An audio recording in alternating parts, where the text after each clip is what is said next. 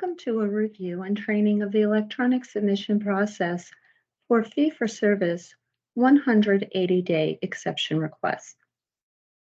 The electronic submission process is available on the Promise portal. The electronic submission process will allow fee-for-service providers to request an attachment control number and then upload the supporting documents. Providers have the ability to upload documentation supporting a claim submission when logged into the provider portal. There are a few things to make note of. Attachments should be no larger than 5 megabytes, and there is a limit of 3 files. Files need to be uploaded in a PDF format. Providers have 21 days to submit the attachments. If attachments are not submitted, the ACN expires and the claim denies. Providers would need to start over with a new ACN request. Each 180-day claim submission will require an ACN. The quick tip reviews the new features on the screens, as well as how to use them. This training will demonstrate the process on the portal, so let's begin.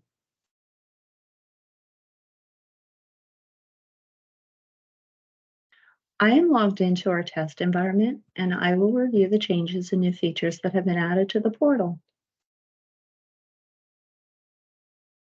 From my home, go to Claims, and click on the Search Request ACN tab.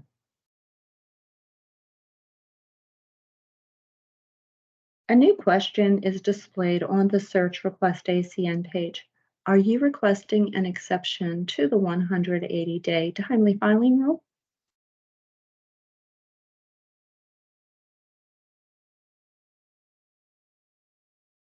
A yes response will prompt providers to select a delay reason. From the drop-down, select your reason from the following. There was a delay in the County Assistant's Office determining MA eligibility, a delay in the provider receiving an EOB from another insurer, a delay in the department approving an authorization, and other. After making your choice, you want to enter the recipient ID number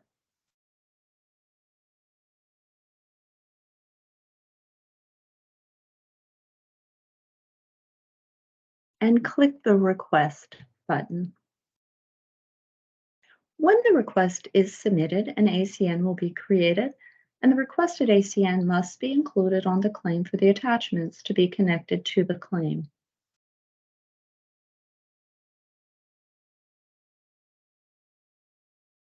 We see our ACN displays, as well as a Submit Attachments button. Providers can select the Submit Attachments button, and upload instructions will open.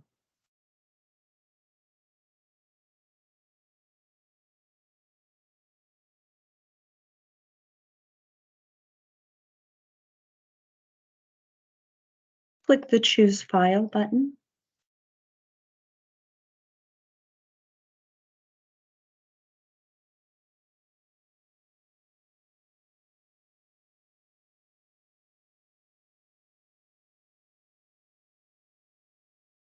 Select your file, click Open.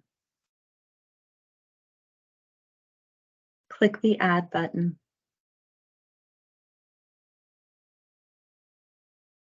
You'll see a message, File added successfully.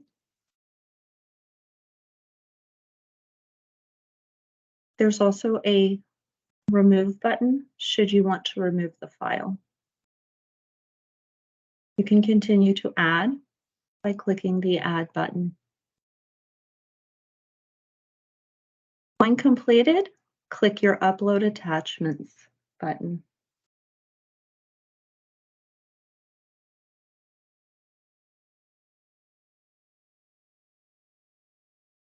And you'll see a response, Successfully uploaded attachments. Providers can search for an ACN that was previously requested by clicking the Search Request ACN button.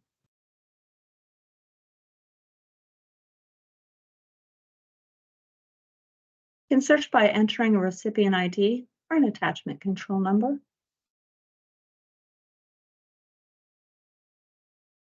And click Search.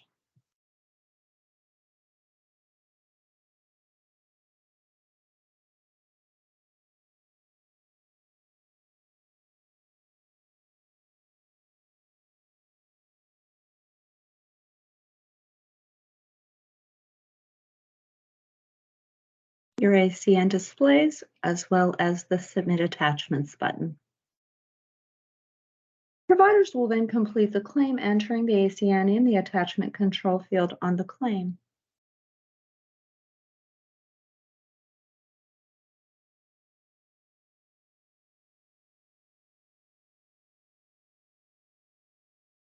From the professional claim that's displayed, the attachment control number field is in the billing information section. It is the first field on the top right. Providers will enter the attachment control number and complete the claim as they normally would. Submit the claim. The claim will come back with the status suspended, and down in the error status section, you will see your error status code and description and a disposition of suspended. Here we see 180-day exception review for other. There are 4 new error status codes relevant to the delay reasons that you choose. There's also a Submit Attachments button at the bottom of the claim as well. Providers can submit attachments from the claim submission pages. When the claim is submitted with the ACN in a suspended status, a section will open on the page to allow providers to submit relevant attachments. I'm going to display the other 3 claim forms so I can show you where the location for your attachment control number is. On the institutional,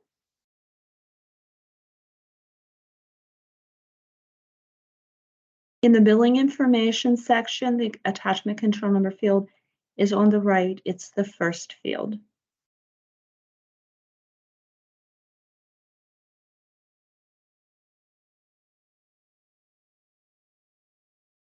On the dental claim, the attachment control number field is in the billing information section and is the 3rd field on the left.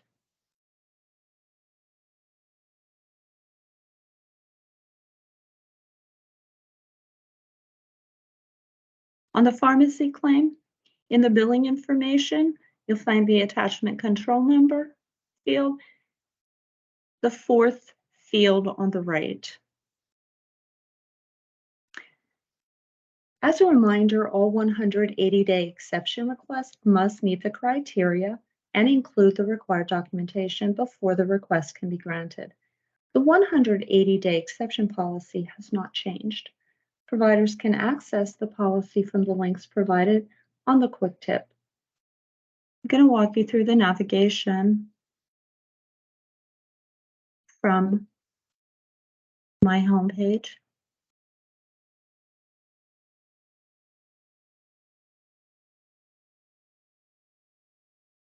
Under the DHS resources, you'll click the DHS home link.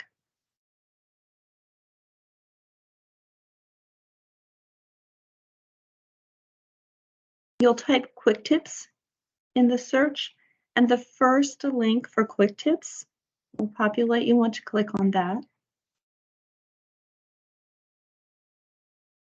The provider quick tips page will populate, and you'll click on the 263 quick tip 180-day electronic process.